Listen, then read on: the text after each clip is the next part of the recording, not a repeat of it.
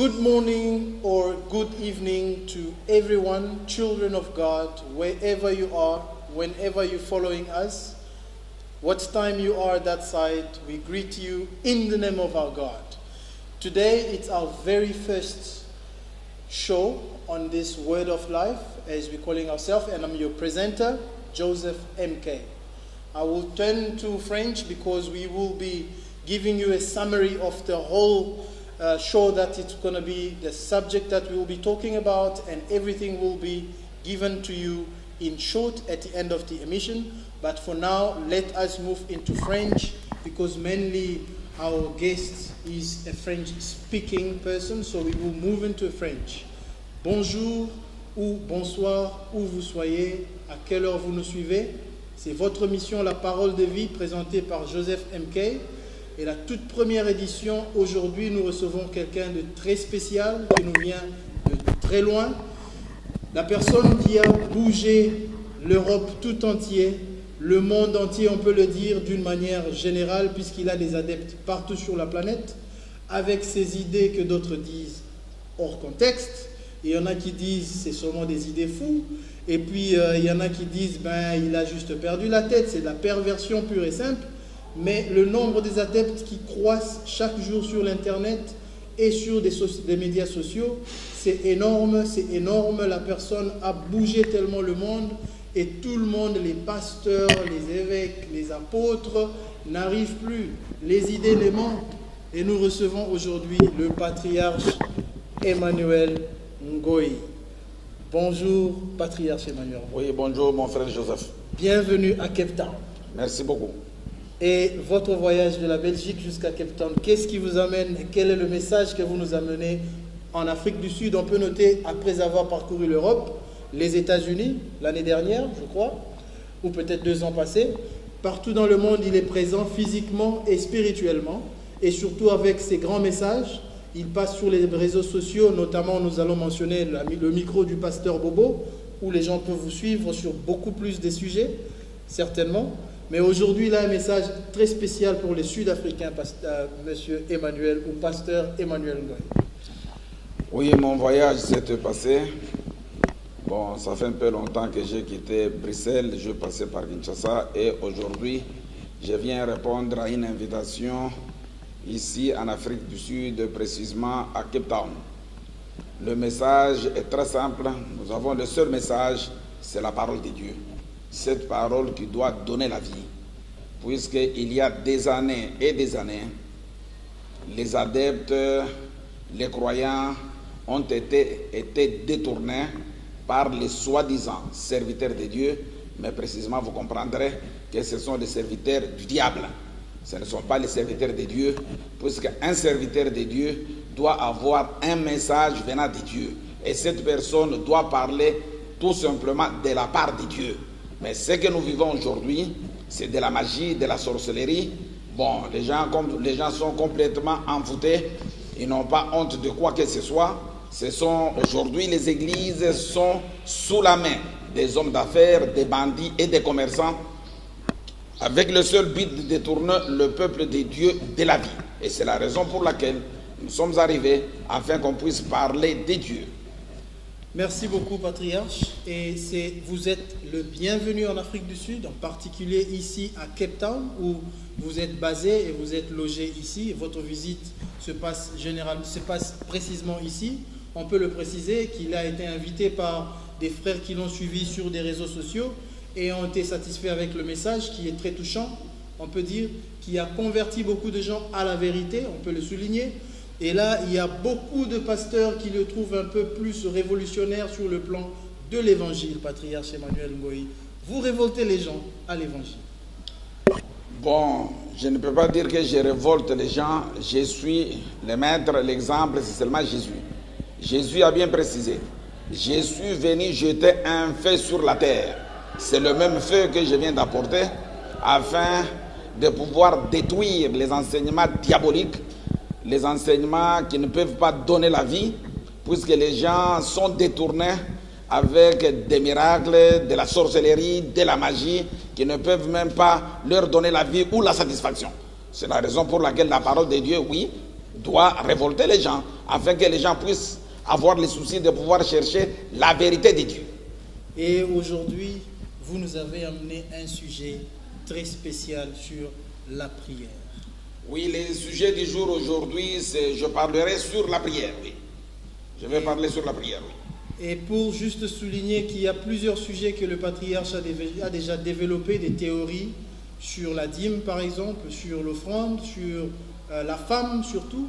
Et ça crée beaucoup de polémiques. Il y a des débats live que vous pouvez suivre sur Internet, que vous aurez certainement le temps de suivre sur notre chaîne, traduit en anglais pour les anglophones. Et surtout, vous pouvez aussi suivre sur le micro du pasteur Bobo en Belgique.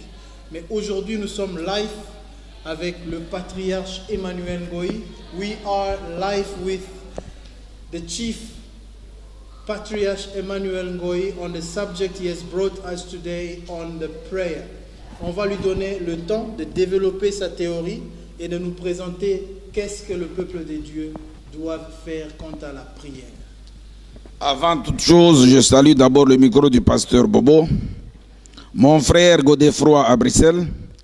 Je salue Moro Tamboué de Bruxelles, Francisco en Allemagne, Enrique Baito à Washington State, mon fils Papi Yamba à Cape Town, pasteur Amissi à Bruxelles, le couple Mbouimboui à Bruxelles, sans oublier mon ange de lumière, ma gazelle, ma très chère vénérate Mouchinde, Yabibi Mama Veve. Et ma salutation se trouve dans le livre de Proverbes chapitre 28 verset 9. Proverbes chapitre 28 verset 9. Si quelqu'un détourne l'oreille pour ne pas écouter la loi, sa prière même est une abomination.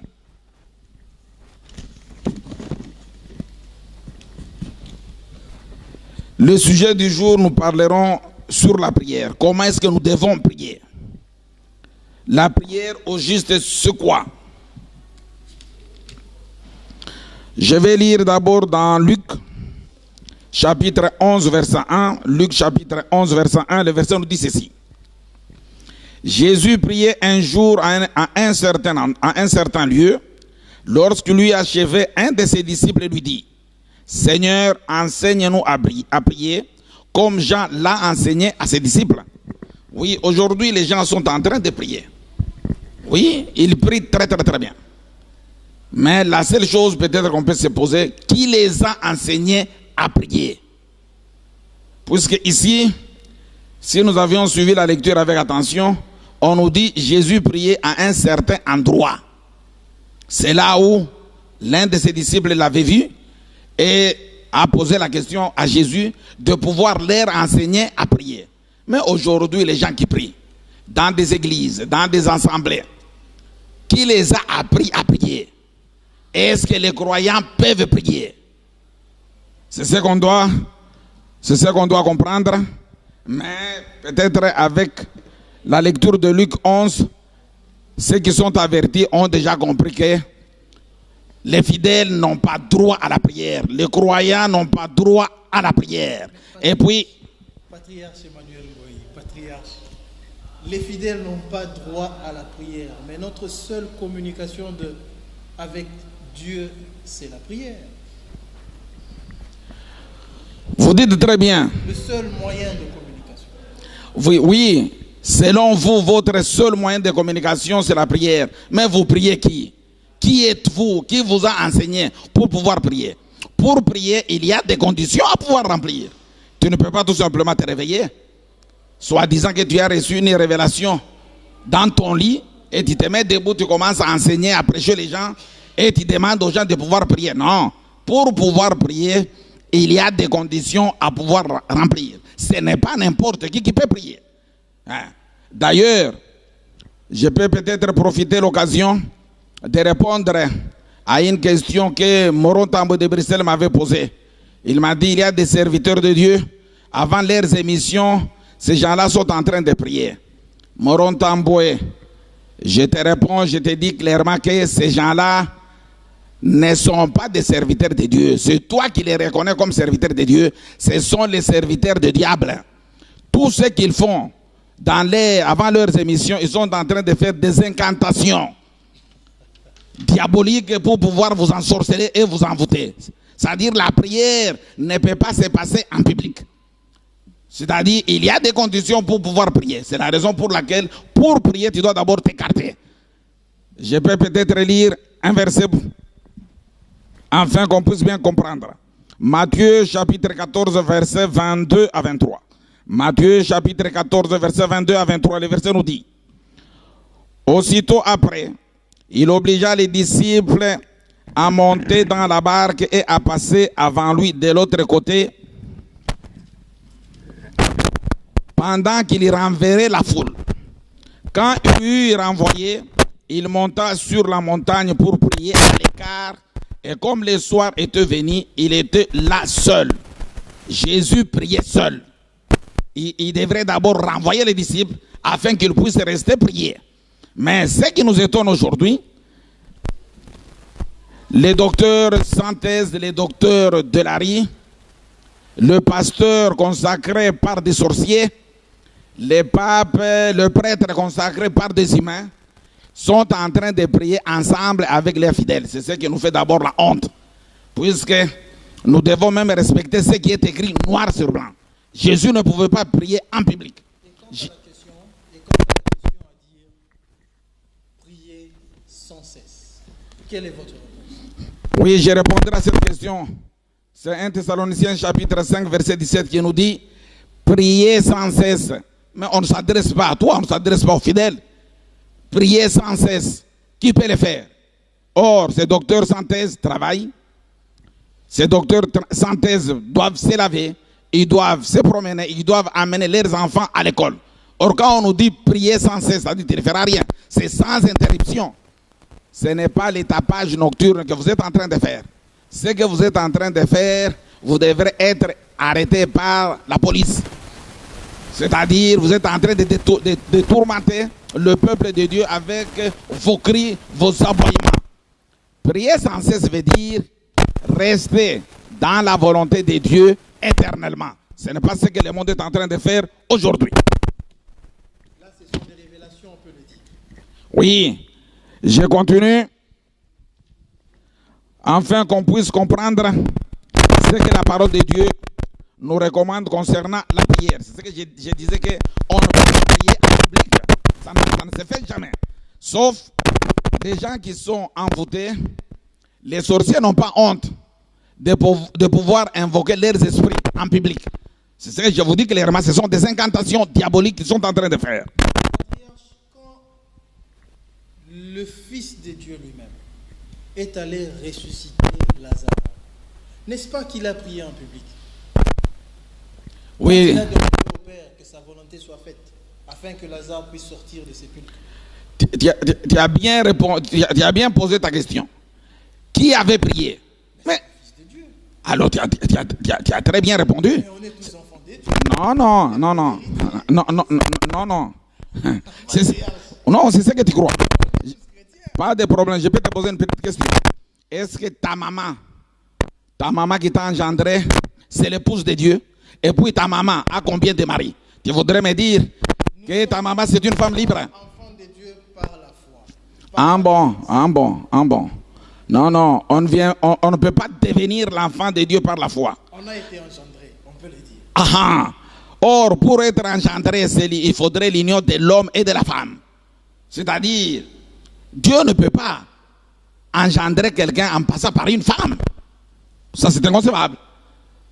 C'est-à-dire, ce que vous dites, ce sont vos croyances, c'est ce que vous croyez. Or, en principe, toi, tu n'es pas engendré par Dieu. Tu n'es pas créé par Dieu. Tu as ton père, tu as aussi ta mère. Mais pour prier, tu dois d'abord être né par Dieu. Il faudrait que Dieu puisse te promouvoir. Or, aujourd'hui, chacun est capable de pouvoir expliquer comment on l'a engendré. Et si Dieu aussi va t'engendrer, tu seras aussi capable de pouvoir expliquer au public comment Dieu est en train d'engendrer quelqu'un. Mais vous n'êtes pas engendré par Dieu, mais vous êtes engendré par vos pères, par votre mère. Et c'est la raison pour laquelle. Mais ce que tu dis est vrai. Mais ce qu'on t'enseigne, ce n'est pas le Christ. Mais on t'enseigne les choses physiques, les choses palpables. Toi, on t'a plongé dans l'eau et on t'a dit que tu es baptisé. Alors, la Sainte Seine ou l'Eucharistie, on te donne le pain. Mais au village, quand tu vas quitter Cape Town, pour aller dans ton village, on te donnera des maniocs. Ou peut-être te donner aussi des pommes de terre. Alors, effectivement, le corps de Christ est en train de changer compte tenu de milliers. C'est-à-dire, ce qu'on te prêche, c'est-à-dire on est en train de t'envoûter, de t'ensorceler. Puisque ces gens-là ne parlent pas de Christ. Ces gens-là ne sont pas envoyés par Dieu. C'est la raison pour laquelle ils vous enseignent la lettre comme c'est écrit noir sur blanc. Mais aujourd'hui, vous aviez cette grande grâce de pouvoir écouter le message qui vient de Dieu. Et c'est le même Dieu qui doit nous apprendre comment est-ce que nous devons prier. Je préfère d'abord qu'on puisse lire.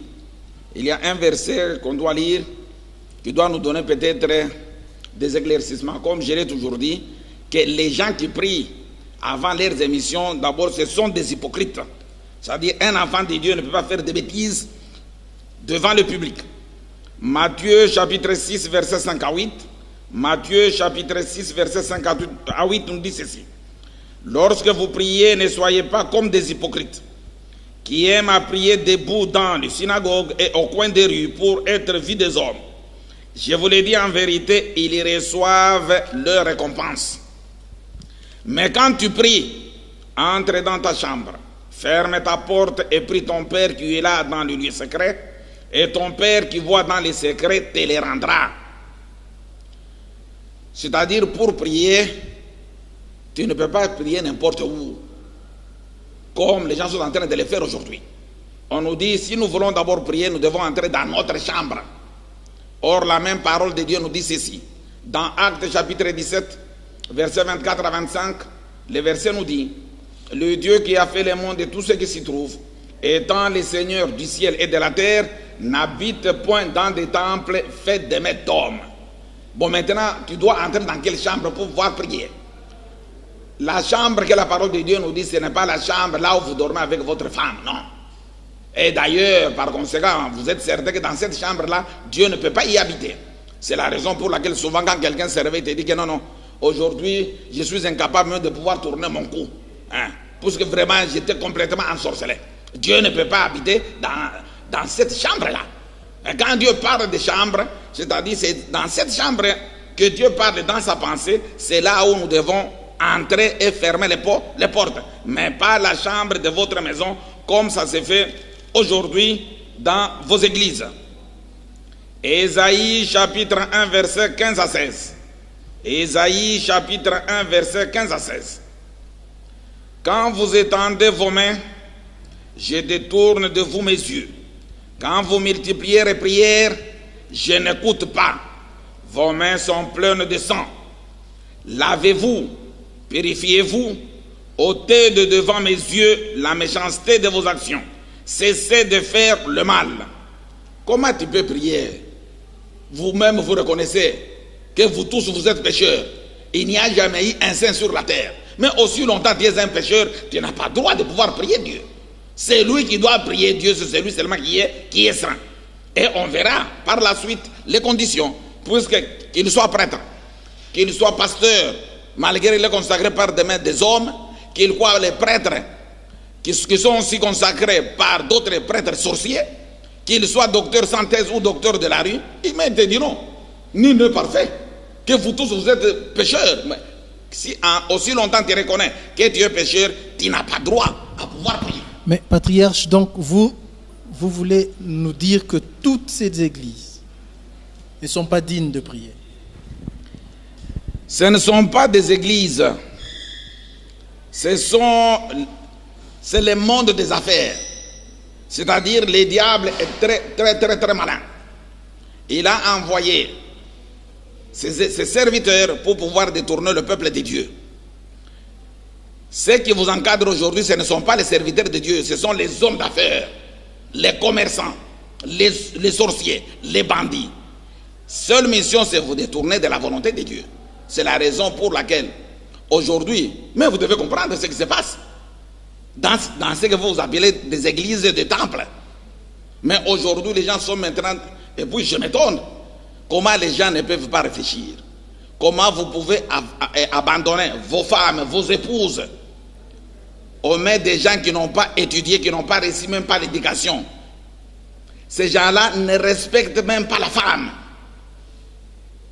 Aujourd'hui, nos sœurs abandonnées dans le milieu de ces brigands, de ces bandits, soi-disant serviteurs de Dieu, mais ce qui se passe, ça fait très très très mal au cœur. Comme ce qu'on entend à Kinshasa aujourd'hui. On est en train de purger vos femmes. De l'eau, du sel, même de l'huile moteur. Mais il faudrait être malade. C'est-à-dire pour avoir un enfant, il faudrait qu'un individu puisse purger ta femme. Mais tu dois être malade. Et quand on doit purger cette femme-là, est-ce qu'elle a des habits? Ça, c'est la perversion tout simplement. C'est ce que je vous dis, que ce ne sont pas des églises. Mais il y a quand même des églises qui pratiquent la foi. Il n'y a pas de foi. Puisque la parole de Dieu ne donne pas la foi. Alors, comment ils doivent pratiquer la foi? Parce qu'aujourd'hui, si tu leur reposes la question, ils te diront que la foi vient de la parole de Dieu. Or, la parole de Dieu n'a jamais donné la foi. Tu vois, ça dit tout ce qu'ils font là-bas.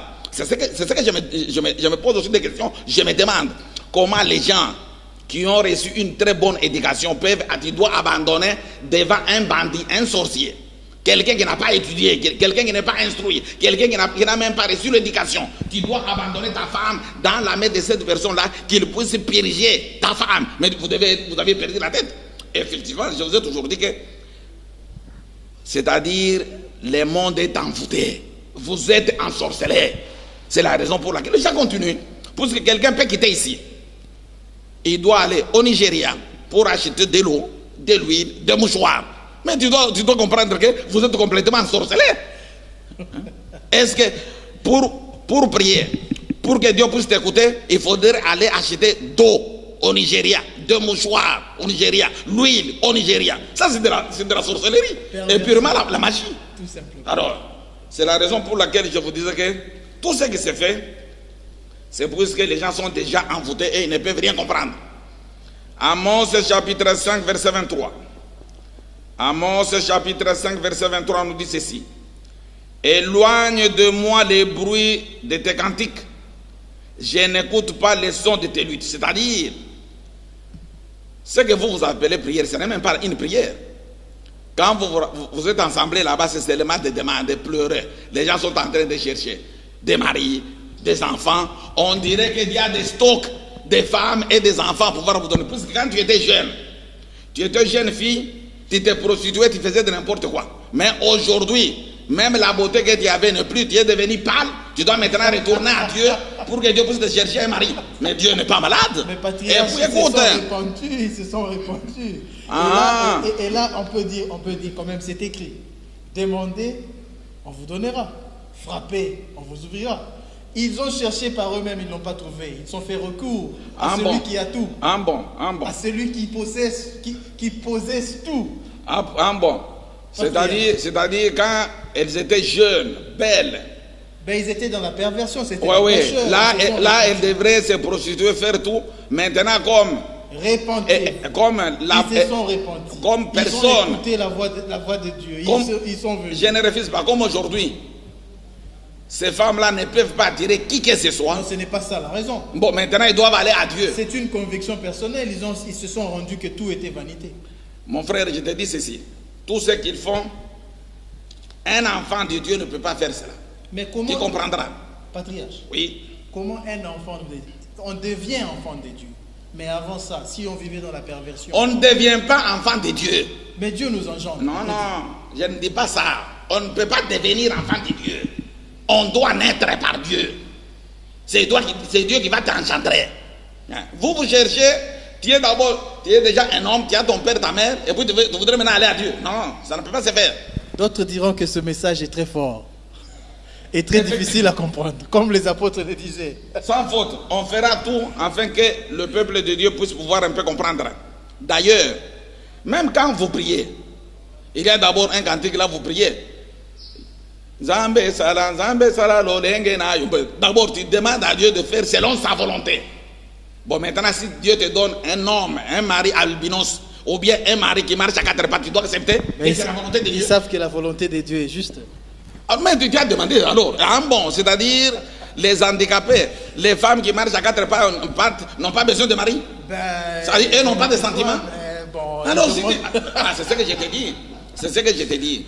C'est-à-dire, pour pouvoir prier, il y a des conditions et on comprendra. Et tout ce que les gens sont en train de demander aujourd'hui, ils sont en train de perdre leur temps inutilement. Je vous dis d'avance que Dieu n'a pas de mari en réserve pour pouvoir vous les envoyer. Dieu n'a pas d'enfants pour pouvoir vous les donner. Dieu n'a pas d'entreprise ou de société pour pouvoir vous engager. Ça, ce sont des bruits inutiles. Mais on comprendra avec la suite. Je donnerai des détails et des précisions. Et maintenant, patriarche, qui doit prier, quand il faut prier et quoi il faut parler? Effectivement, c'est le but de notre émission. C'est là où j'entrerai en détail. Ne vous en faites pas. Je lis d'abord Amos chapitre 5 verset 23. Amos chapitre 5 verset 23. Éloigne de moi les bruits de tes cantiques. Je n'écoute pas les sons de tes luttes. Dans ces cantiques, on demande à Dieu de faire selon sa volonté. Est-ce que toi tu peux accepter la volonté de Dieu ou tu cherches ta volonté? C'est ça le grand problème. Nous devons peut-être encore lire un autre verset qui doit peut-être nous donner des précisions. Matthieu chapitre 6 verset 31 à 32. Matthieu chapitre 6 verset 31 à 32. Ne vous inquiétez donc point et ne dites pas que mangerons-nous, que boirons-nous, de quoi serons-nous vêtus? Car toutes ces choses, ce sont les païens qui les recherchent. Ah, c'est-à-dire les gens qui sont en train de chercher les maris. Chez Dieu, les enfants. Chez Dieu, les visas. Chez Dieu, les documents de pouvoir s'installer dans n'importe quel pays, ce sont des païens. Puisque Dieu ne travaille pas à l'office des étrangers pour qu'il puisse te donner des documents. Ici, chez vous, l'office des étrangers, vous l'appelez Home Affairs. Dieu ne travaille pas à Home Affairs pour qu'il puisse aller te donner des documents. On plaide simplement son assistance. On ne dit pas que Dieu nous donne les documents, c'est l'assistance, qu'il fasse sa volonté. Dieu assiste dans ce bureau-là des affaires des étrangers pour que tu puisses recevoir un document. D'ailleurs, ceux qui ont déjà eu des documents, qui sont installés ici, qu'est-ce qu'ils ont fait pour Dieu? Dieu ne peut pas s'ingérer dans des bêtises. Ça dit, il faudrait savoir qu'est-ce que tu dois demander à Dieu. Parce que Dieu n'a pas d'entreprise, Dieu n'a pas d'enfant pour pouvoir vous donner. Ça dit, tout ce que vous faites là, ça dit, vous aviez perdu votre tête. C'est la raison pour laquelle, comme ces sorciers, ces docteurs sans thèse ont compris ce que vous aviez besoin, c'est la raison pour laquelle ils doivent chercher ces choses-là dans le monde des ténèbres, dans la magie pour pouvoir venir vous redonner, non pas Dieu. C'est la raison pour laquelle ces prières, ces incantations ne sont pas adressées à Dieu. Dieu n'est pas un sorcier. Dieu ne peut pas s'ingérer dans des bêtises des gens.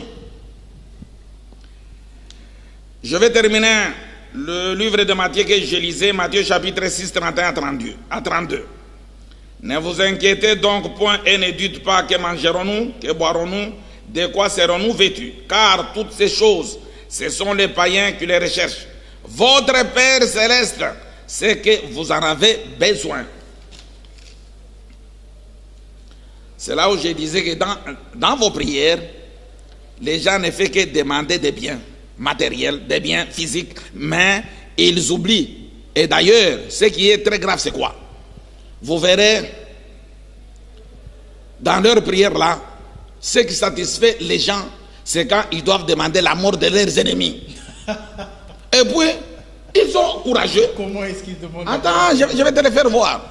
Ils demandent même le feu de sang et envoyer les feux. On leur même donne l'ordre. Allez, jetez les feux. Oh, jetez les feux. Oh. Mais c'est de la sorcellerie. C'est-à-dire, vous priez à Dieu, que Dieu puisse tuer vos ennemis. Non. Lisons la parole de Dieu. C'est là où vous vous rendrez compte que vous êtes ensorcelés. Vous êtes ensorcelés. Lisons. Luc chapitre 9, verset 51 à 56. Luc chapitre 9, verset 50. Dieu a dit ceci, laissez-moi la vengeance, un point trait. Mais vous-même, vous vengez vous-même. Allez, envoyez le feu, jetez le feu. C'est votre ennemi, dans leur maison. Non, vous êtes vraiment ensorcelés. Lisons, et tu te rendras compte. Luc chapitre 9, verset 51 à 56. Lorsque le temps où il devait être enlevé du monde approcha, Jésus prit la résolution de se rendre à Jérusalem.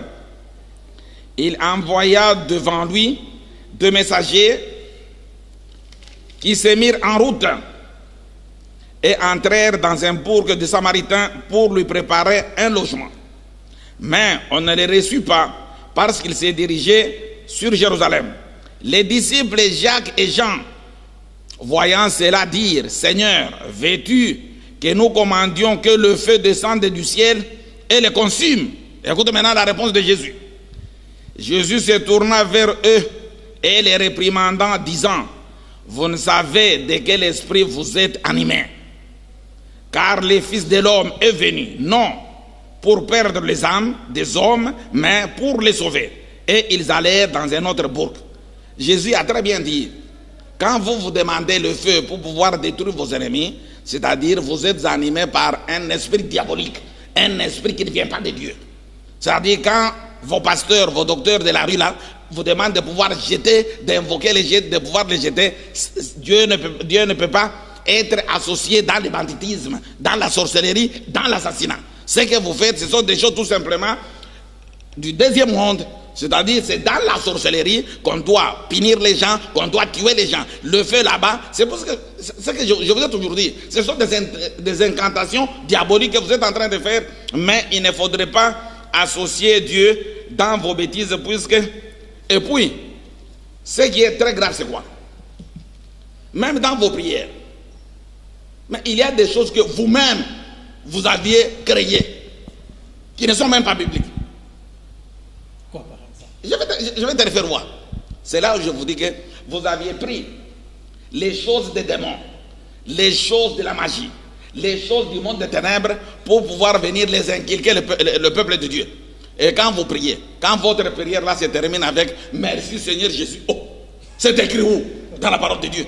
Mais, non, ce que vous faites effectivement, quand un démon réussit une mission, effectivement, il faut remercier ce démon.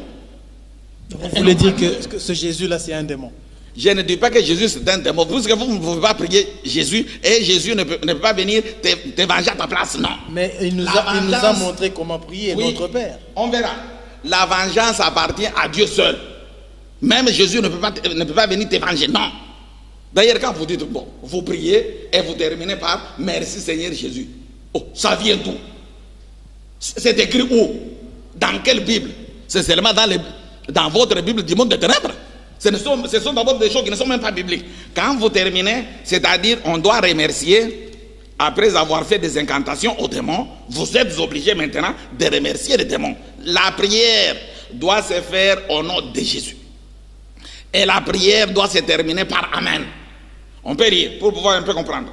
Jean chapitre 16, versets 23 à 24. Jean chapitre 16, versets 23 à 24.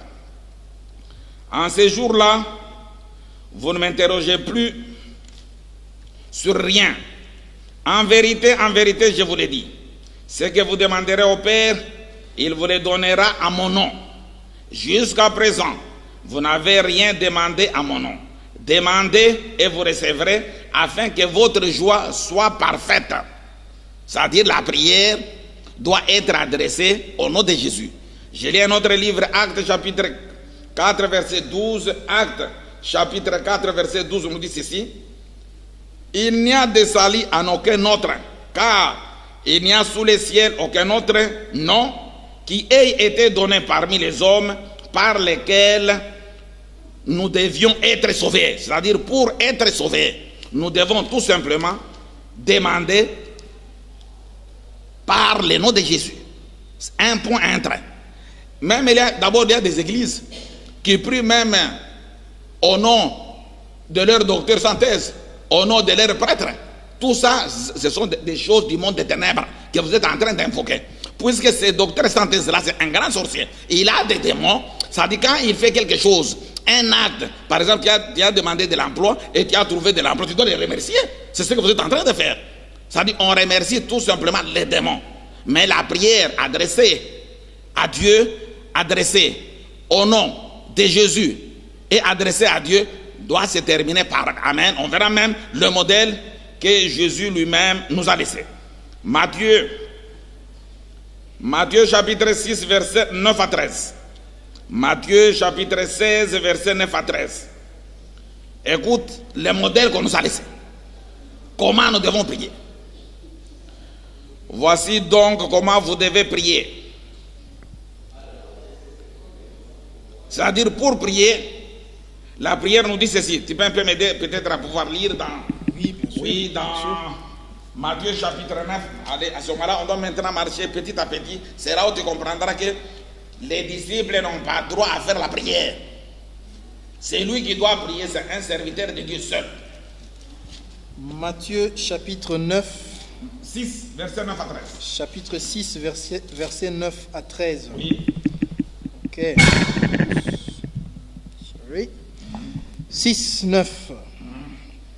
Voici donc comment vous devez prier. Ici, on nous donne les modèles.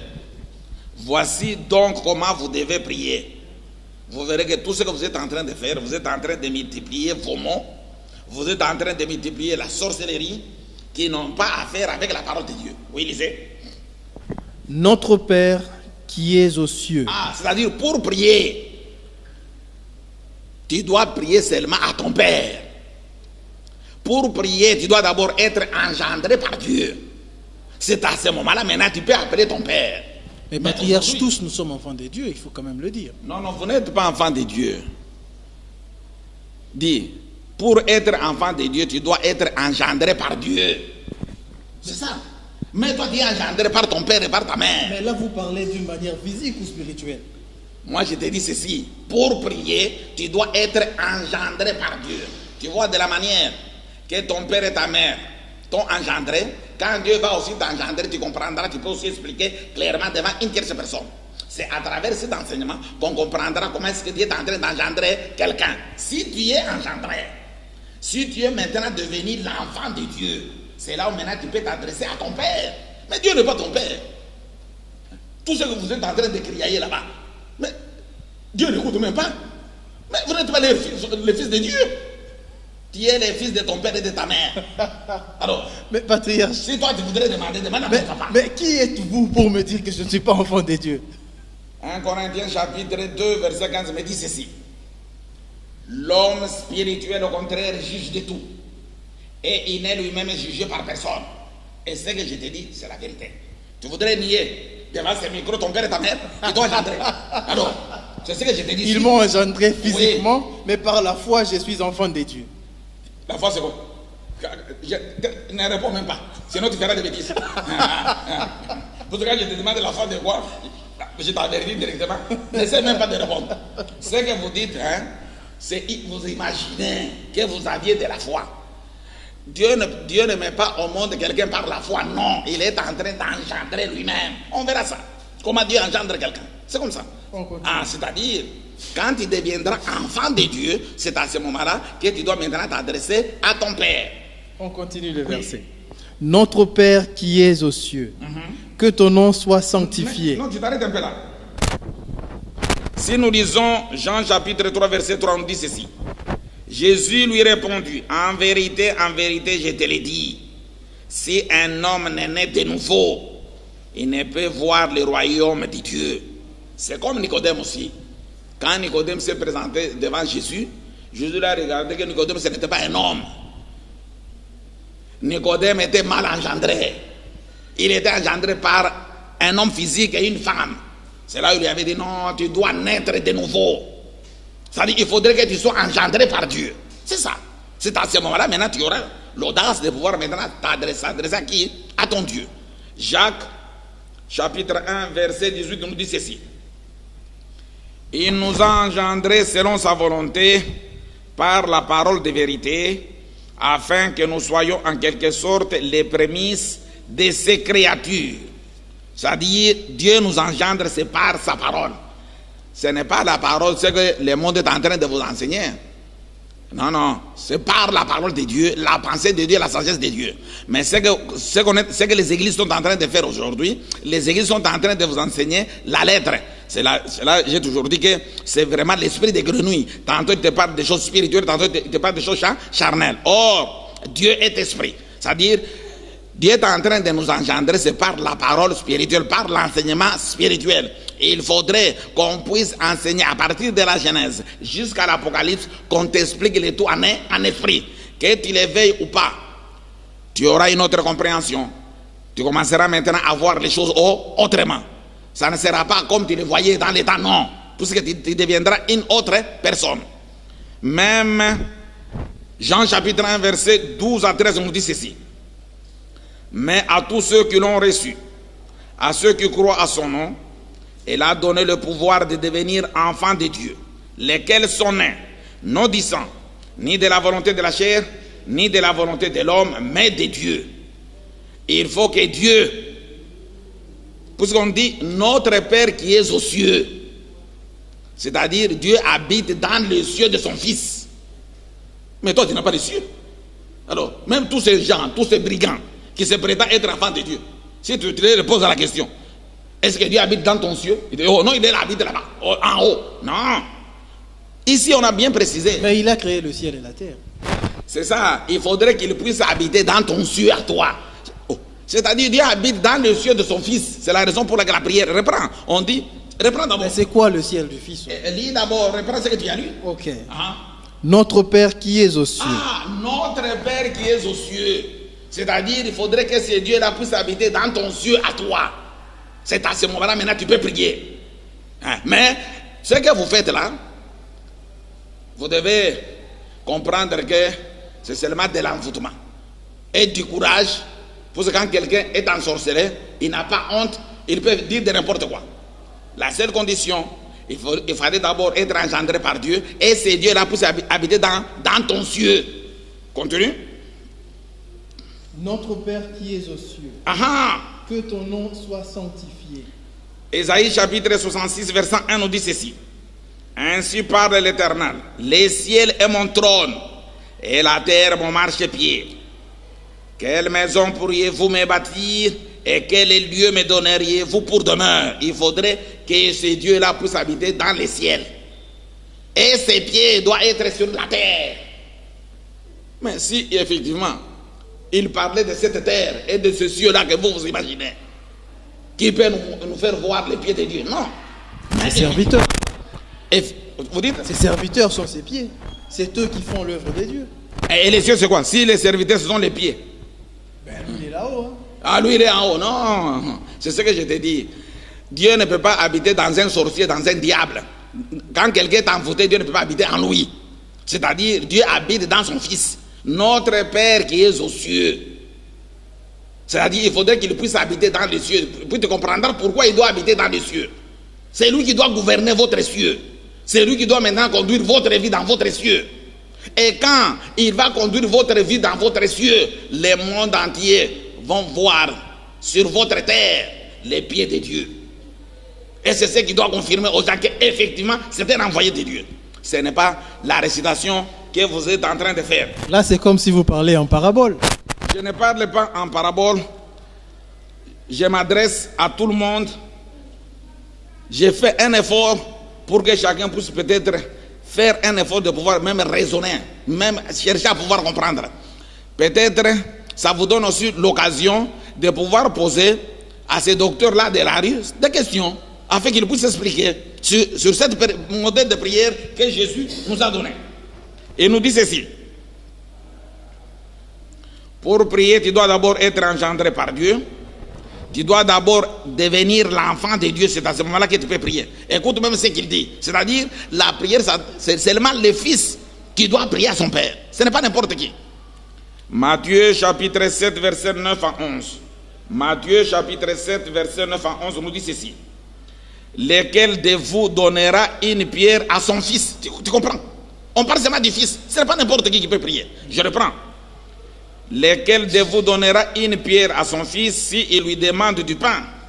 Ou s'il demande un poisson, lui donneras-tu un serpent? Si donc méchant comme vous l'êtes, vous savez donner de bonnes choses à vos enfants, à combien plus forte raison votre Père qui est dans les cieux donnera-t-il de bonnes choses à ceux qui les lui demandent? Ah. C'est-à-dire, pour demander, tu dois demander à ton Père.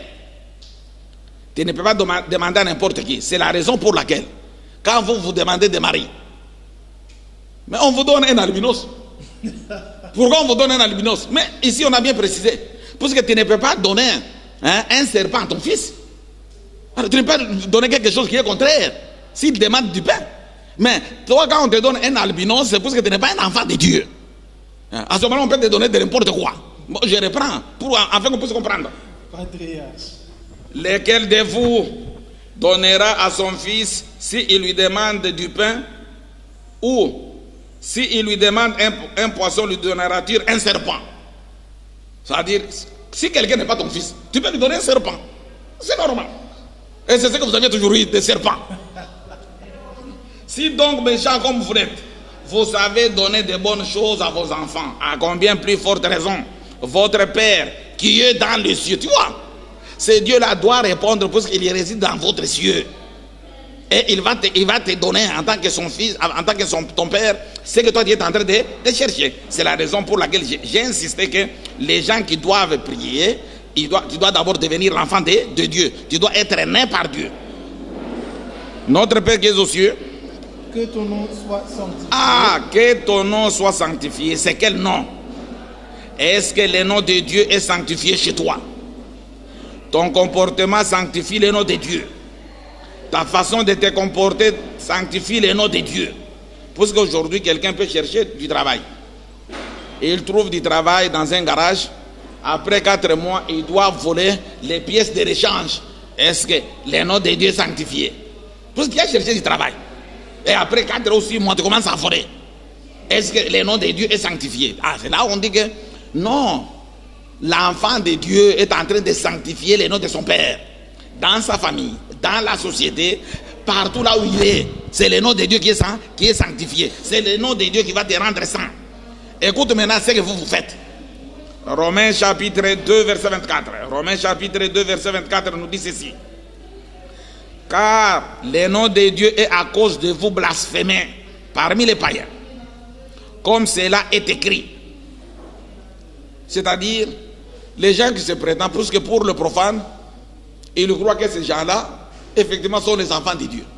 Mais quand vous voyez leur comportement, d'abord le comportement de leur pasteur, le comportement des serviteurs du diable et là, soi-disant serviteurs de Dieu, tous ceux qui sont en train de faire un serviteur de Dieu peut purger la femme d'autrui, de naissance. Mais patriarche, là vous prenez des cas très extrêmes. Il y a quand même des serviteurs pieux qui font l'œuvre de Dieu. Un serviteur pieux, c'est seulement celui qui parle de la part de Dieu.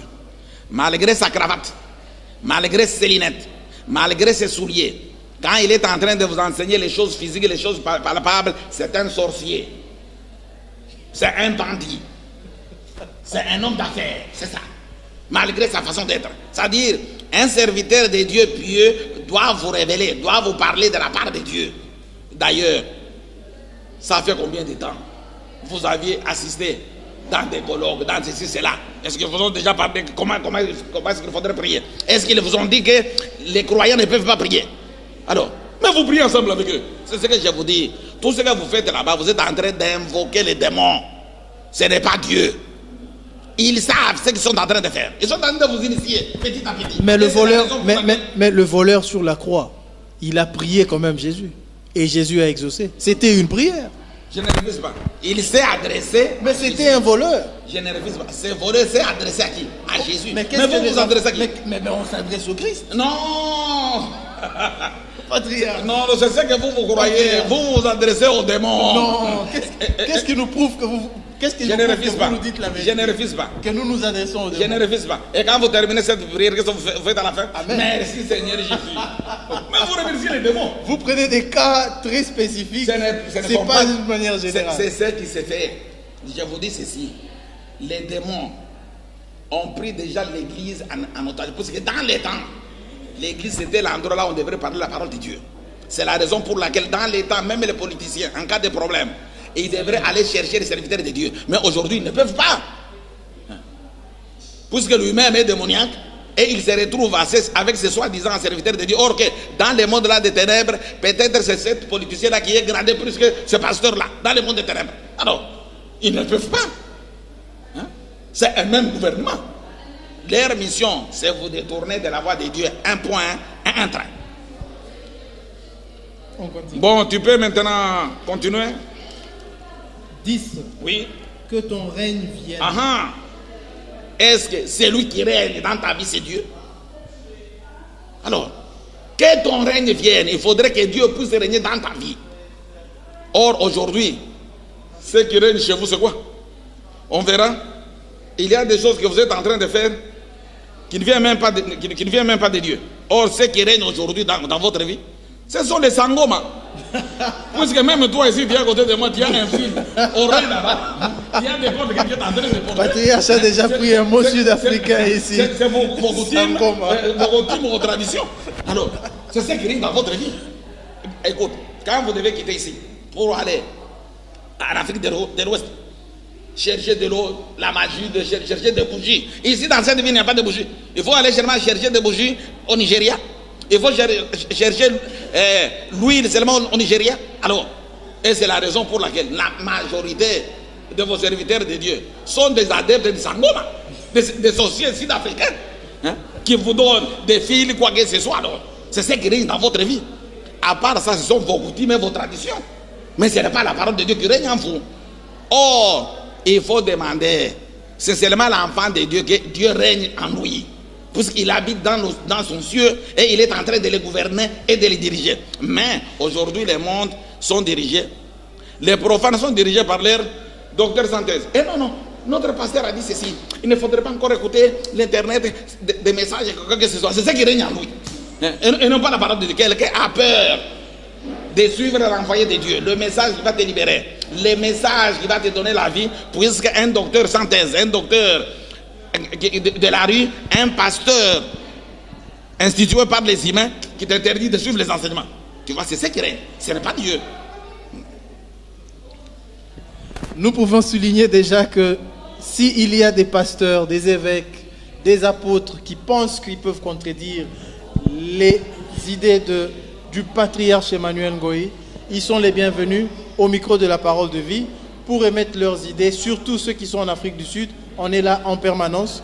Vous pouvez nous contacter. On va donner les contacts après. On continue avec le patriarche. Que ton règne vienne, c'est-à-dire, il faudrait que Dieu puisse avoir un pouvoir absolu dans ta vie. Il faudrait que tu sois maintenant dirigé par ces dieux-là. Psaume chapitre 103, versets 19 à 21. Psaume chapitre 103, versets 19 à 21. Le verset nous dit ceci. L'Éternel a établi son trône dans les cieux et son règne domine sur toutes choses. Bénissez l'Éternel, vous ses anges, qui êtes puissants en force et qui exécutent ses ordres, en obéissant à la voix de sa parole.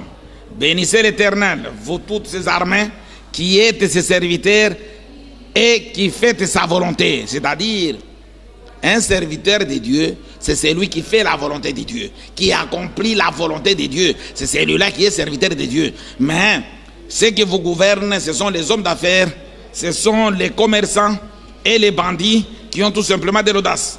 Oui, tu peux continuer. Que ton règne vienne. Que ton règne vienne. Que ta volonté soit faite sur la terre comme au ciel. Ah, on nous dit que ta volonté soit faite sur la terre comme au ciel. Où commence la volonté de Dieu? On dit que ta volonté soit faite sur la terre comme au ciel. C'est-à-dire, la volonté de Dieu doit commencer d'abord au ciel. Et par après, ça doit maintenant s'extérioriser sur la terre. Qu'est-ce que Dieu voudrait nous dire par là? La volonté de Dieu doit commencer au ciel, c'est-à-dire dans tes pensées, dans ton intelligence. Il faut que ce que toi tu as conçu dans ton intelligence puisse se concrétiser dans les actes, dans la pratique. Par exemple, en suivant ce message, tu as pris une décision dans tes pensées, dans ton intelligence, de ne plus suivre ces églises-là des démons, ces églises-là diaboliques. Mais à notre grande surprise, les dimanches, tu es toujours présent. Tu vois, dans les ciels, tu as conçu quelque chose de bon, mais en pratique, tu fais toujours le contraire. C'est comme quelqu'un, en écoutant les messages, il décide de ne plus prendre du chanvre. Il dit, effectivement, je ne peux pas. Mais après un jour seulement la nuit, quand l'envie du chanvre arrive, allez, il va encore fumer. C'est-à-dire, tu vois que tu as conçu quelque chose en toi, dans ton intelligence, mais dans la pratique, tu fais toujours le contraire. C'est ce que vous aviez toujours fait. Or, pour un enfant de Dieu, quand quelqu'un a conçu quelque chose du bon, il faut que cette chose puisse pouvoir se matérialiser. Tu dois mettre cette chose-là en pratique. C'est ce que la parole de Dieu nous recommande. Oui. Tu peux maintenant continuer avec l'autre verset. 11. Donne-nous aujourd'hui notre pain quotidien. Pardonne-nous nos offenses. Non, on s'arrête d'abord au pain. Tu peux le prendre le soupe de pain. Donne-nous aujourd'hui notre pain quotidien. Pardonne-nous nos offenses, comme nous aussi nous pardonnons à ceux qui nous ont offensés. Mais tu peux t'arrêter là. La parole de Dieu nous dit ceci. Nous devons, les enfants de Dieu, les fils de Dieu doivent demander le pain de chaque jour. Donne-nous notre pain quotidien. C'est-à-dire, tu ne peux pas manger le pain d'aujourd'hui, le manger encore demain ou après-demain. Non. L'Eucharistie? Non, le pain qu'il parle n'a pas de rapport avec vos Eucharisties, vos saintes scènes. Puisque le pain que vous consommez, ça doit aller dans l'estomac. Après l'estomac, c'est la toilette. Je ne sais pas. C'est lui qui sera sauvé, c'est la toilette ou c'est l'homme. Mais les pains ici qu'on parle, on comprendra ces pains là-bas. C'est-à-dire, d'abord le pain d'Eucharistie. Mais quand ça reste, les prêtres vont aller les garder. Et d'autres dimanches, vous reviendrez encore manger. Or, non, les pains de Dieu, on ne peut pas les consommer 2 jours, 3 jours, non. Chaque jour doit avoir un pain. Chaque jour doit avoir un pain. C'est ça le pain qu'on doit avoir. Ça n'a pas de rapport avec ce que vous faites dans vos églises des démons. Matthieu répond à cette question, Matthieu chapitre 16, verset 11 à 12. Matthieu chapitre 16, verset 11 à 12. Comment ne comprenez-vous pas que ce n'est pas au sujet de pain que je vous ai parlé? Gardez-vous du levain des pharisiens et des sadducéens. Alors ils comprirent que ce n'était pas du levain, du pain qu'il avait dit de se garder, mais de l'enseignement des pharisiens et des sadducéens. C'est-à-dire le pain qu'il parle. Ça n'a pas de rapport avec le monde d'aujourd'hui, ce que le monde est en train de faire aujourd'hui.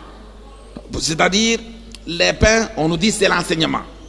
C'est-à-dire, chaque jour, devant n'importe quelle circonstance, devant n'importe quel problème, tu dois avoir un pain.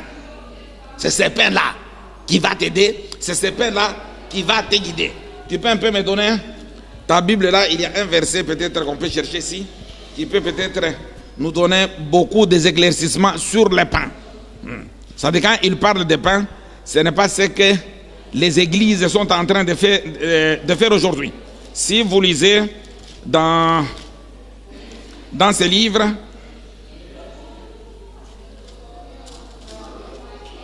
dans Ecclésiaste chapitre 11, à partir du verset 1, tu peux lire. Ecclésiaste chapitre 11, à partir du verset 1, tu peux lire. Ecclésiaste 11, à partir du verset 1 jusqu'où?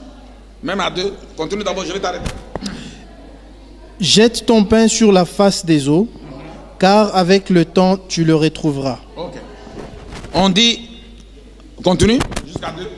Jette ton pain sur la face des eaux, car avec le temps tu le retrouveras. On dit, donne-en une part à 7 et même à 8, car tu ne sais pas quel malheur peut arriver sur la terre. Okay.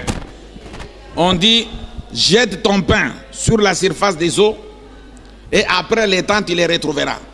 Mais les pains que vous consommez dans vos églises, quand nous les jetons dans l'eau, mais après un temps, on ne peut pas encore les retrouver.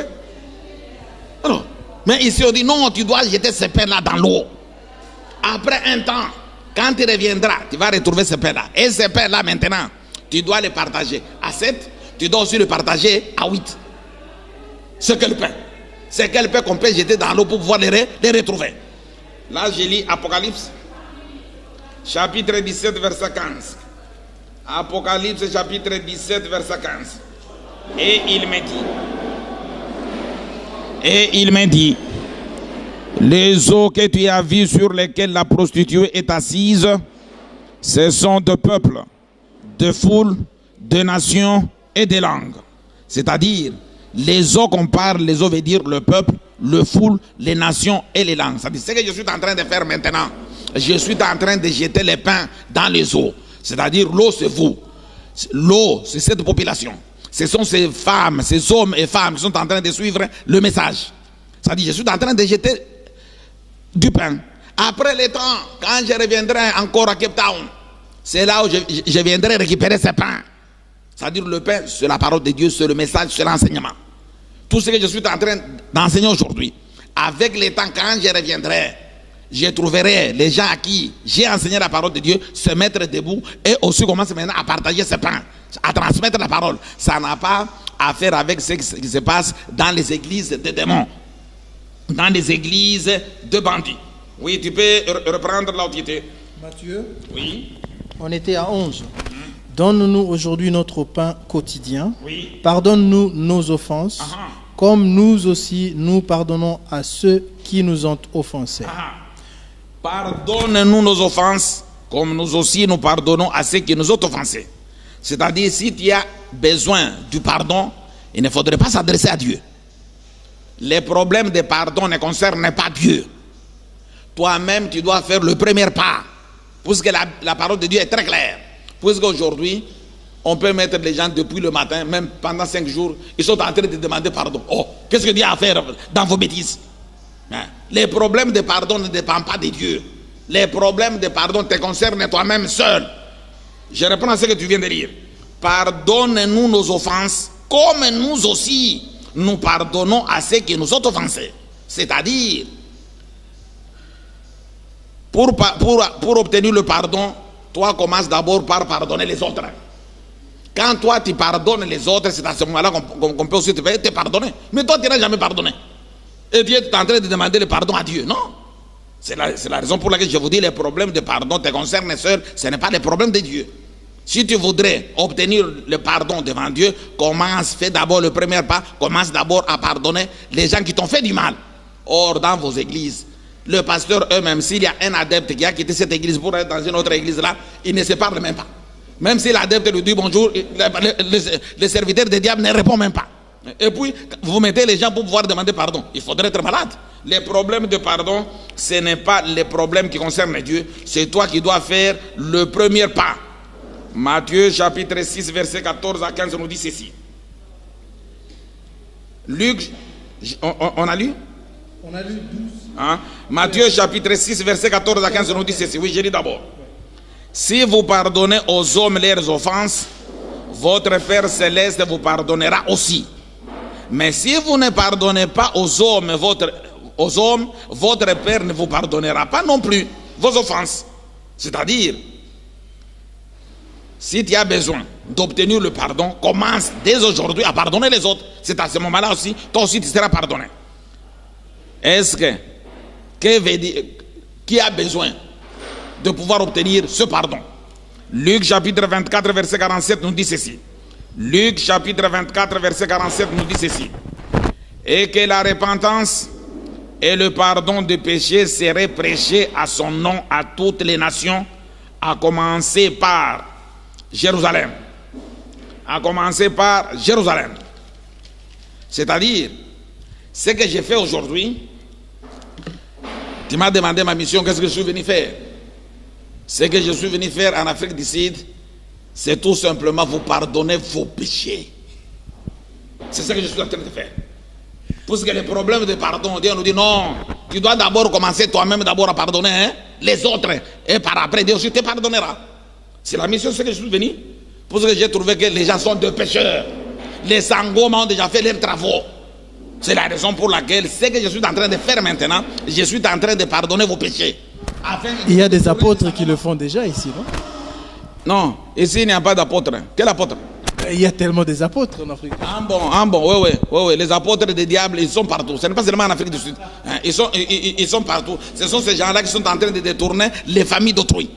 Si aujourd'hui, les familles sont divisées, les enfants, vous trouverez les enfants sur la rue, ce sont ces apôtres-là et ces femmes-là ensorcelées qui sont en train de déranger les familles des gens, mais qui ne peuvent pas parler de la part de Dieu, sinon je ne devrais pas venir ici. Ce que j'ai fait, je suis en train de pardonner vos péchés, afin que Dieu puisse aussi me pardonner. Patriarche, d'autres serviteurs de Dieu diront, qui êtes-vous? Je suis ce que je suis. Mais cette question, je l'ai répondu plusieurs fois. Mais peut-être pour pouvoir peut-être terminer avec cette question ici, moi aussi je ne sais pas ce que je suis. Jean chapitre 20 verset 23. Jean chapitre 20 verset 23 nous dit ceci. Ceux à qui vous pardonnerez les péchés, ils leur seront pardonnés. Ceux à qui vous les retiendrez, ils leur seront retenus. C'est-à-dire, si je ne prêche pas, vous resterez avec vos péchés. C'est dans mes enseignements, dans mes prédications, que je suis en train de pardonner vos péchés. Afin que Dieu puisse aussi me pardonner. C'est ça. C'est ce que Dieu nous recommande. C'est-à-dire, si tu as besoin du pardon, toi-même, tu dois faire d'abord le premier pas. Comme moi, j'ai compris. J'ai dit, non, je dois d'abord aller pardonner l'Afrique du Sud. Afin que Dieu puisse aussi me pardonner. Si moi, je ne prêche pas, ça dit que vous resterez avec vos péchés. C'est ce que la parole de Dieu nous dit. Acte chapitre 13, verset 38 nous dit ceci. Acte chapitre 13, verset 38 nous dit ceci. Sachez donc, hommes frères, que c'est par lui que le pardon de péché vous est annoncé. Ça dit quand nous annonçons la bonne nouvelle, c'est pour que les gens soient pardonnés, que les gens soient transformés, que les gens puissent changer. C'est-à-dire quand on n'enseigne pas, vous n'aurez pas de pardon. Oui, le verset 13. Ne nous induis pas en tentation, mais délivre-nous du mal. Pardon? Oui. Mais ne nous induis pas en tentation, mais délivre-nous du malin. Car c'est à toi qu'appartiennent dans tous les siècles le règne, la puissance et la gloire. Amen.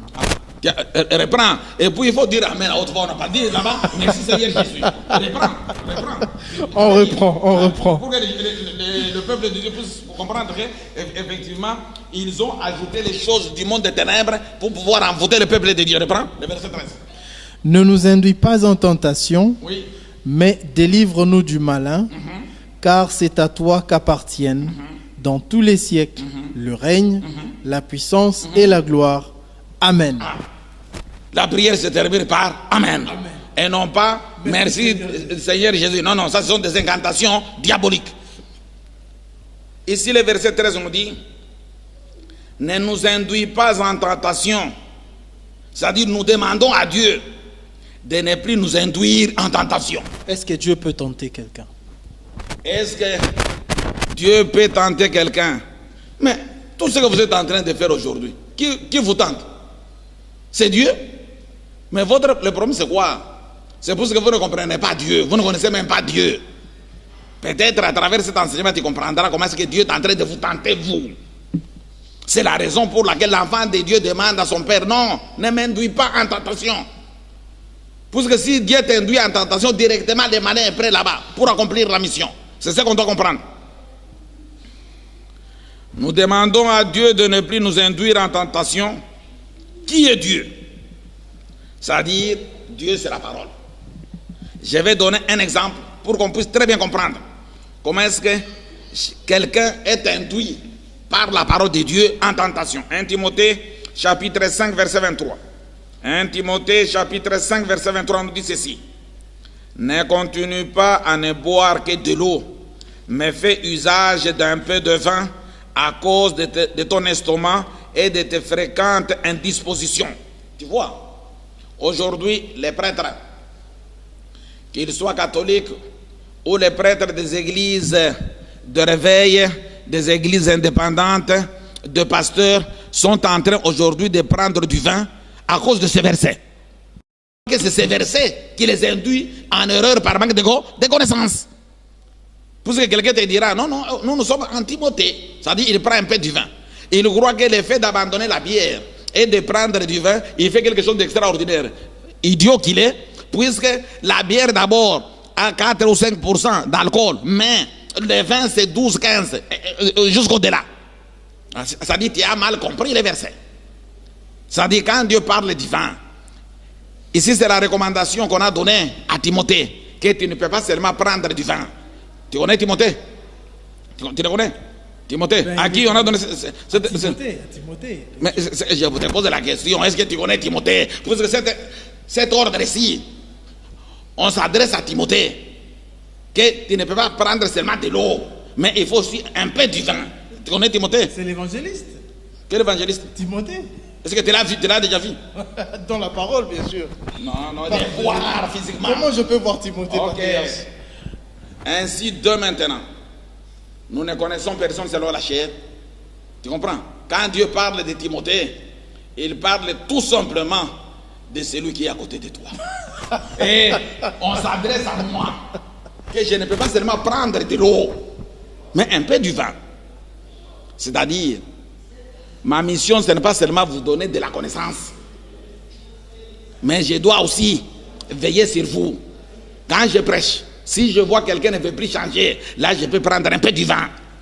C'est la raison pour laquelle, toi-même tu l'as dit dans ton émission, on me dit que je suis très brutal. Je parle toujours de moi. C'est un peu du vin. Un peu d'orgueil aussi. C'est ça le vin.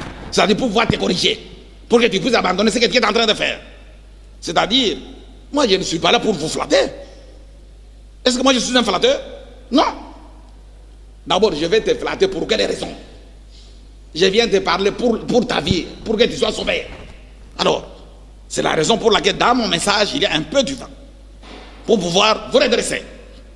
C'est-à-dire quand j'enseigne, quelqu'un ne veut plus écouter, allez, je peux un peu t'égaler, te reprocher tout petit peu pour que tu puisses, pour te redresser. C'est ça le vin qu'on parle. Mais ce n'est pas la bière que vos pasteurs, vos docteurs de la rue sont en train de consommer. Oh, dans Timothée, on a dit de prendre un peu de vin. Non, ça c'est de la sorcellerie. C'est ce que je vous ai toujours dit. Mais peut-être, avec cet enseignement petit à petit, les gens comprendront la parole de Dieu.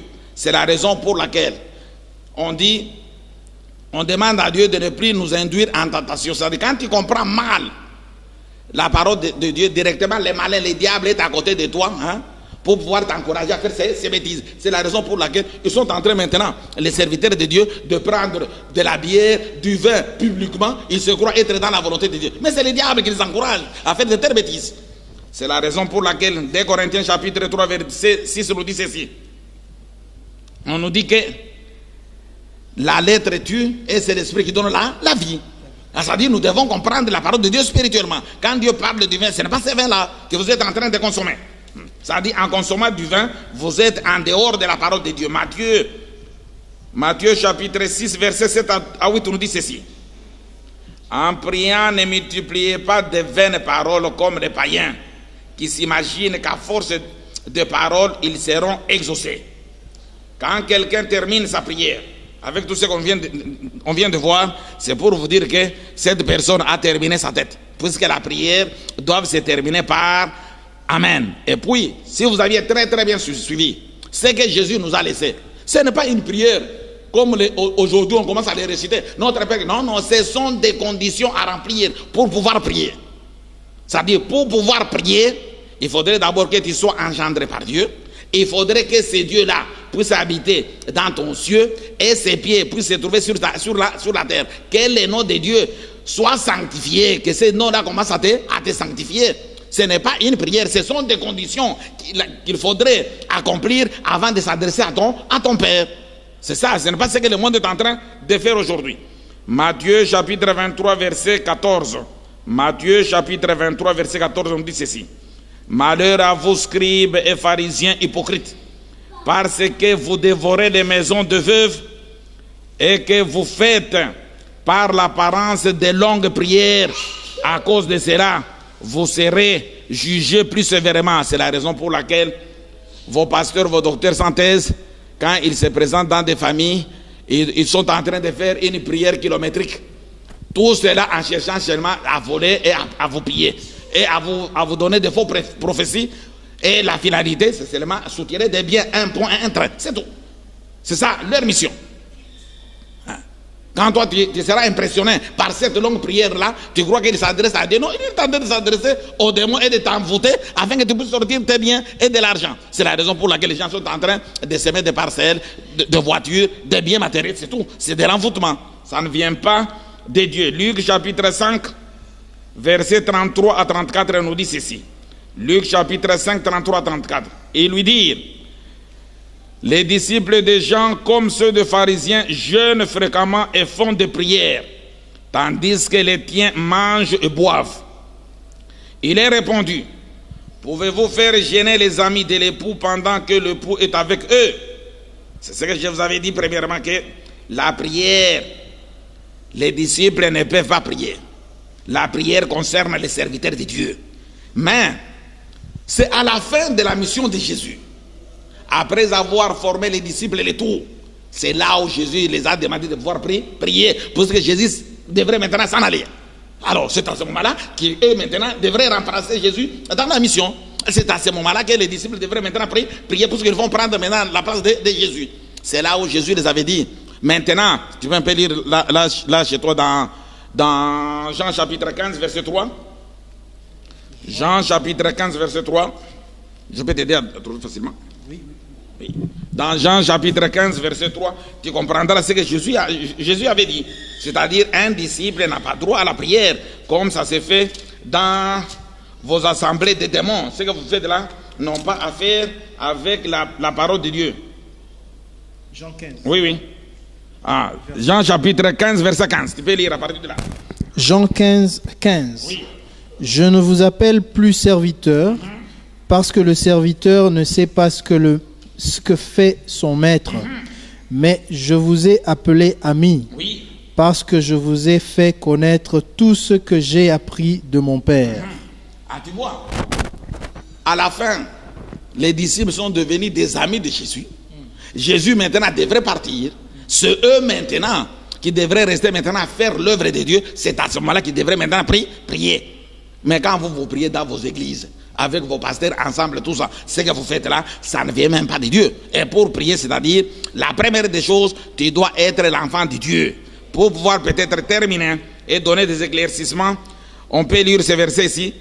Tu peux donner aussi ta Bible. Il y a un dernier verset que je vais lire ici. Ici, on nous dit ceci. Cherchez premièrement la justice. Je reprends. Cherchez premièrement le royaume et la justice de Dieu. Et toutes ces choses vous seront données par-dessus. C'est-à-dire, si tu as besoin de quoi que ce soit, mais Dieu connaît. Dieu connaît les besoins de ses enfants. C'est la raison pour laquelle la seule condition, cherche d'abord le royaume et la justice de Dieu. Or, dans vos églises, au lieu que les gens puissent avoir les soucis de chercher le royaume et la justice de Dieu, non, les gens sont en train d'aller dans des églises, chercher des biens, chercher des maris, chercher des enfants, chercher des documents, chercher des visas. Ça, c'est de l'imbécilité. Si tu es un enfant de Dieu, Dieu connaît, ils sont de même le cœur. Mais ce qui est très important, il nous dit très très bien, cherchez premièrement le royaume et la justice de Dieu. C'est ce que nous devons chercher. Dieu n'a pas de femme, Dieu n'a pas des enfants. D'ailleurs, même quand tu cherches une femme, mais Dieu nous a donné toutes les aptitudes possibles. Tu as des yeux pour voir la femme que tu veux. Ce n'est pas à Dieu de pouvoir te chercher une femme. Il faut peut-être perdre la tête pour dire ça. Le dernier verset peut-être qu'on peut dire, puisque les gens sont en train de demander à Dieu même l'impossible. Le dernier verset, c'est Luc, chapitre 23, verset 46. Luc, chapitre 23, verset 46, parce que tu me disais que non, Dieu a tout. Ben oui. Il a tout dans sa main, tout. Non, Dieu n'a pas tout. Ce que tu dois demander à Dieu, c'est une seule chose. Je lis dans Luc, chapitre 23, verset 46.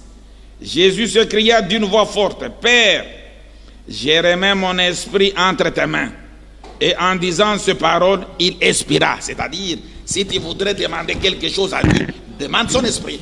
Dans les mains de Dieu, il y a seulement l'esprit. Si tu as besoin de l'esprit, c'est cet esprit-là qu'il va te redonner.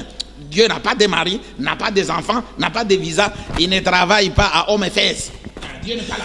Peuple de Dieu, vous avez suivi le patriarche Emmanuel Ngoyi. Il vient d'ouvrir des vérités sur la prière qui sont très époustouflantes, comme on pouvait le dire, dans un français plus francophone. Mais sinon, nous allons un peu essayer à aider nos frères anglophones, juste comme synthèse, patriarche.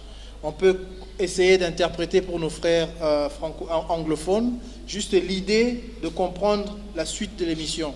Quel est le message qu'on peut directement dire à nos frères anglophones? Le message est celui-ci. The message is this one.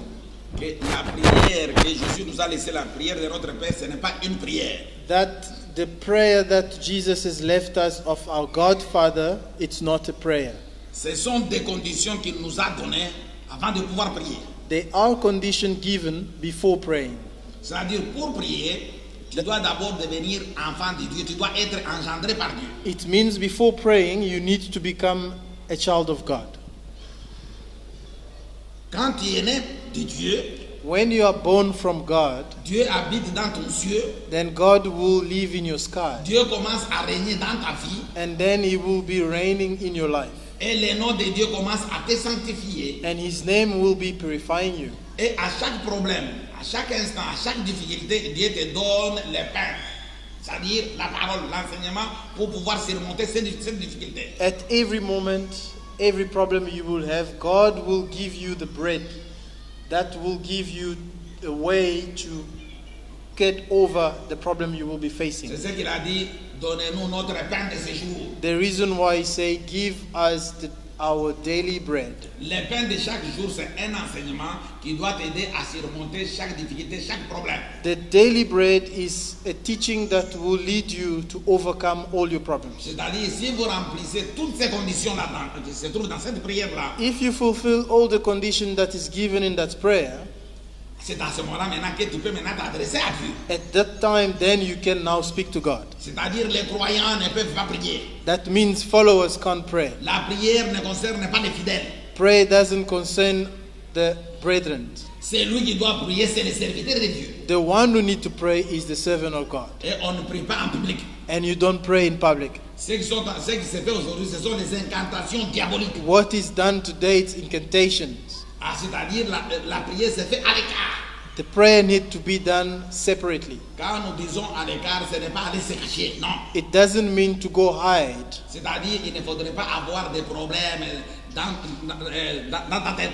It means you shouldn't have problems in your head. Tu dois être vierge dans ta tête avant de s'adresser à Dieu. You need to be free before speaking to God. Ah, c'est ce qu'on dit, être à l'écart. That means to be separated. Et puis, on nous dit, tu dois fermer les portes. And it says you must close the doors. C'est-à-dire, les portes sont nos 5 sens. That means our 5 senses. C'est-à-dire, même si tu es à côté de moi, quand toi tu pries, moi je ne peux pas encore écouter. Even when you're close to me, when I pray, you won't hear. C'est-à-dire, les portes sont fermées. That means all doors are closed. Mais ce n'est pas ce qui se fait dans vos églises. C'est-à-dire, vous êtes en prière. But it's not what is done in your churches because you're not in prayer. Les serviteurs du diable là frappent ses mains. And the servant is clapping his hands. Même celui qui parlait en langue, qui faisait des prophéties, quelqu'un qui est en contact avec son Dieu. Even the one speaking in tongue and the one who was prophesying, speaking to God. Quand ce serviteur du diable là frappe ses mains, When the servant clap his hands, et Dieu ferme aussi sa bouche, il ne peut pas encore parler. Lui aussi à peine de ses mains. and God also stops speaking. Non, non, là vous êtes en dehors. That doesn't mean so. Vous That êtes à means l'extérieur. you're outside. C'est-à-dire quand on est en prière, même si quelqu'un criait, faisait de n'importe quoi, toi tu ne peux pas écouter puisque les portes sont fermées. It means if somebody is in prayer, you might not hear. Ce que je demande aux familles, What I'm asking to families, que vous devez peut-être réfléchir un tout petit peu. you need to think a little bit. Vous ne pouvez pas abandonner vos familles, You can't leave your families, vos familles, your family, vos femmes your wife, dans la main de ces bandits, de ces voyous, soi-disant serviteurs de Dieu, in the hands of those people thinking they are servants qui of sont God. en train de puriger vos femmes And they are doing things that are wrong to de your wives. l'essence, de l'essence, huile moteur, And putting petrol within, même du sel. even salt. Ça, c'est de la sorcellerie. That is just Ah, witchcraft. c'est la raison pour laquelle j'ai préféré que le peuple de Dieu That puisse why- comprendre que la prière, ce n'est pas ce qui se fait aujourd'hui. Ce que vous êtes en train de faire, c'est la raison pour laquelle les gens sont... C'est seulement de l'envoûtement. That's why I wanted just to say to all children of God that what you are doing is not a prayer, it's just haunting people. Et pour terminer, je remercie l'émission La Parole de Vie. Merci beaucoup, Pasteur Bobo. Et là, je dis Pasteur Bobo. C'est pas Pasteur Bobo, c'est Patriarche Emmanuel Ngoyi. Souvent, je suis à côté de Pasteur Bobo. Quand moi je prêche, lui voudrait aussi donner ses conclusions à lui. Il y a aussi raison. C'est quelqu'un que nous avons suivi beaucoup et nous avons beaucoup suivi aussi le patriarche sur son micro, que nous saluons et nous remercions aussi le travail qu'il est en train de faire. Et nous remercions ici à Cape Town en particulier. Je remercie ma femme, Pamela, Mbombo, que je remercie. Et nous remercions la réalisation de notre frère Didier, qui a terminé, collé là, voilà, j'ai failli oublier. Notre frère Didier, nous remercions notre frère Papi Yamba à Cape Town et bien les autres membres de notre groupe que nous allons réaliser souvent avec des émissions. S'il y a un pasteur ou un évêque ou bien un évangéliste à Cape Town ou ailleurs qui voudrait passer et contredire le patriarche Emmanuel Ngoï, vous pouvez nous contacter directement sur le numéro 27 plus 27 79 189 27 21 plus 27 79 189 27 21. Merci beaucoup et à la prochaine.